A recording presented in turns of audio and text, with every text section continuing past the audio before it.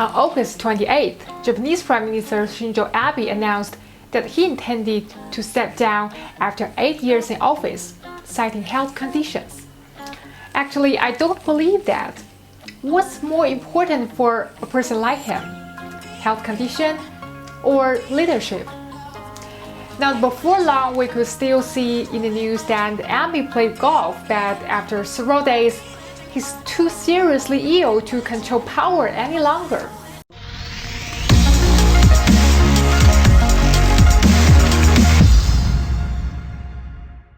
You know that when I was a college student, I spent the whole night reading books, drinking cups of coffee. I knew it was bad for my health, but I just didn't want to fail the exam. That's a basic fact and everyone knows. I know that, so does Abe. Even though Abe is not in good health, he's still able to be the Japanese Prime Minister. We can barely name a leader in the world who is in good health condition. You know that Trump and Duterte are psycho. We call Joe Biden Sleepy Joe. Mahathir became Malaysia's Prime Minister at the age of 93. And don't forget, both the British Prime Minister Boris Johnson and Brazil President Bolsonaro have just recovered from COVID-19 for a few weeks. And until now, we're still not sure whether the rocket man Kim Jong-un is still alive or not. So a sick leader is common, while a healthy leader is news. It's doubted whether it's just an excuse for Abe. There are some other reasons for the Japanese Prime Minister's resignation. Did he resign at this moment just for a return after several years? If he didn't do this, he might be forced to resign before the end of his term. Well, as a shrewd politician, he won't want to see that happen. Let's look at what are the issues the Japanese Prime Minister is facing. First, economic stagnation.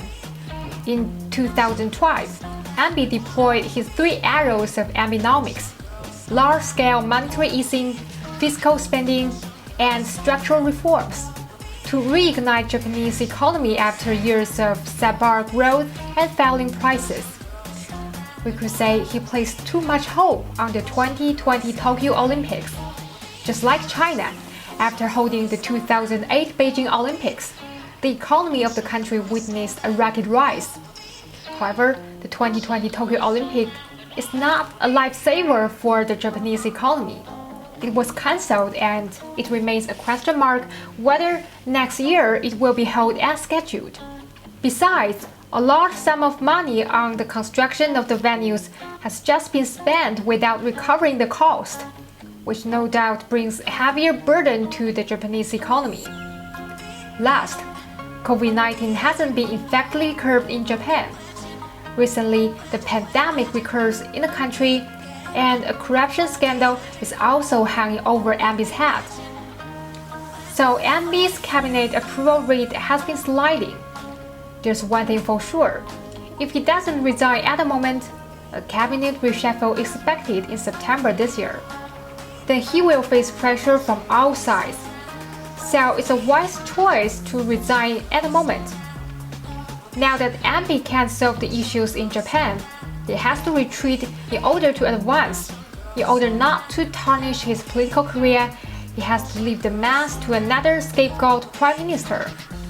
Then he could come back to the center of the power in the future.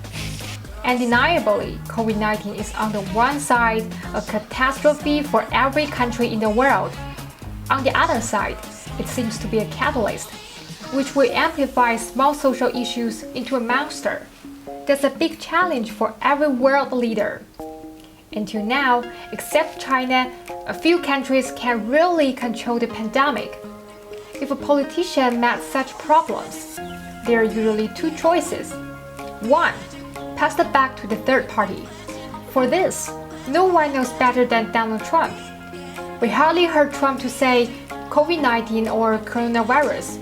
He usually says China virus or even CCP virus. In the eyes of Trump, cracking down on Chinese Huawei companies seems to be more important than protecting the lives of Americans. Of course, America is a superpower. Trump is capable of cracking down on every country in the world, including China. That's the exclusive privilege of America. But for leaders of other countries in the world, option 2 seems to be a rational one.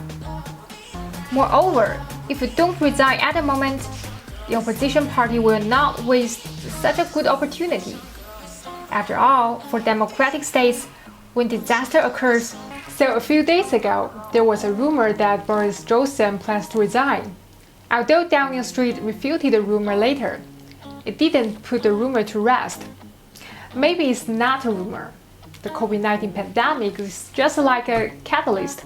It will amplify small social issues into overwhelm a country. Now, the British Prime Minister couldn't solve the tough issues the UK is facing, so his resignation might be a matter of time. Besides, in 2020, we'll see more MPs or Boris Johnson.